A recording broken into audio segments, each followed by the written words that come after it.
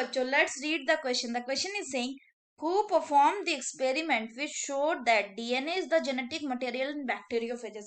यानी किसने वो एक्सपेरिमेंट बताया था जिसने ये बताया कि डीएनए जो है वो जेनेटिक मटेरियल है बैक्टीरियोफेजेस में. तो आइए देखते हैं इसका की कंसेप्ट.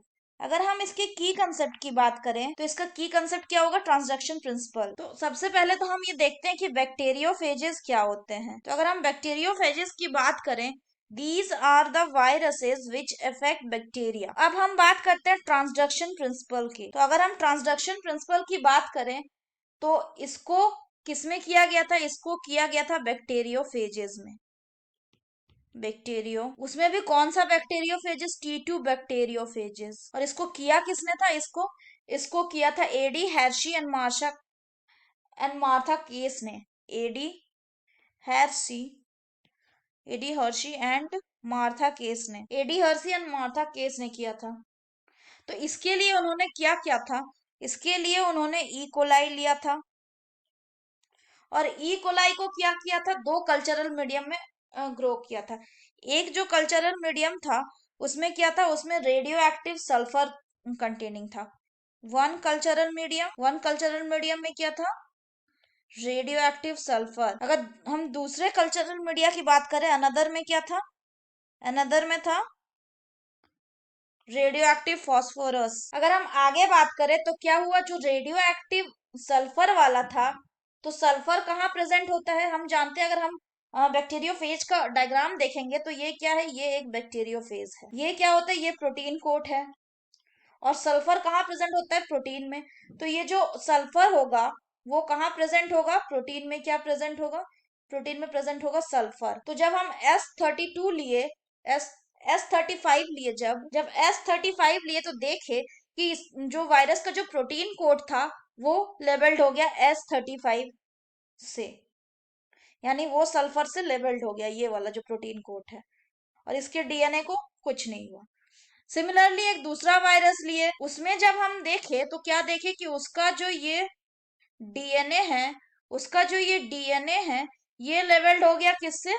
P32, यानी फॉस्फोरस 32 से ये लेवल्ड हो गया. ये बैक्टीरियोफेज 1 है और ये बैक्टीरियोफेज 2 है. फिर आगे हमने क्या किया? आगे इसके बाद क्या किया गया? ब्लेंडिंग दोनों में.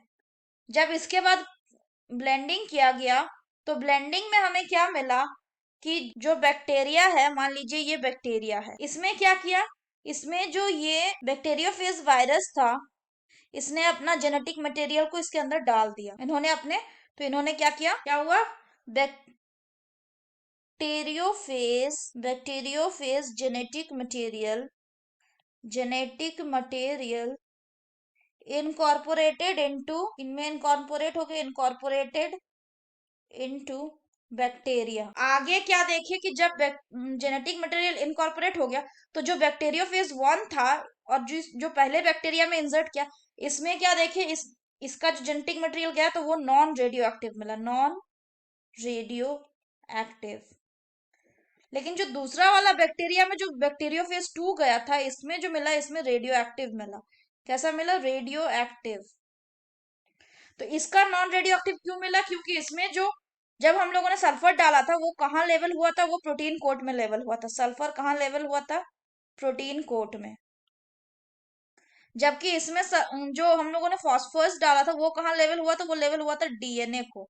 तो इससे प्रूव हुआ कि जो सल्फर है या जो प्रोटीन है, जो सल्फर है वो प्रोटीन में प्रेजेंट है. तो इससे ये प्रूव हुआ कि जो हम लोग को ट्रांसफर्ड जेनेटिक मटेरियल है वो प्रोटीन नहीं है. क्योंकि अगर प्रोटीन होता तो यहाँ पे ये नॉन रेडियो एक्टिव नहीं मिलता, रेडियो एक्टिव मिलता.